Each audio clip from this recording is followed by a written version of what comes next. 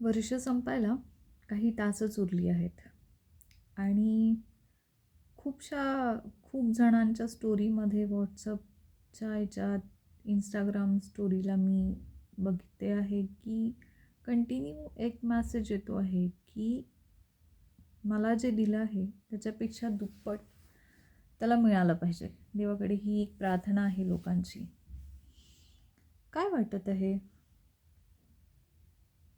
काय झालं आहे गेल्या वर्षात?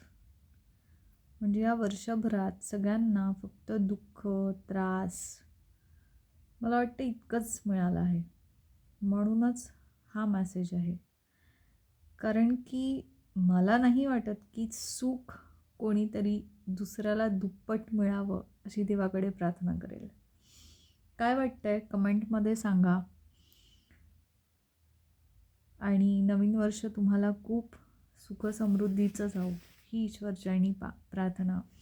आणि माझ्याकडनं हा मेसेज आहे की सगळ्यांना सुख 10 पट जास्ती मिळो.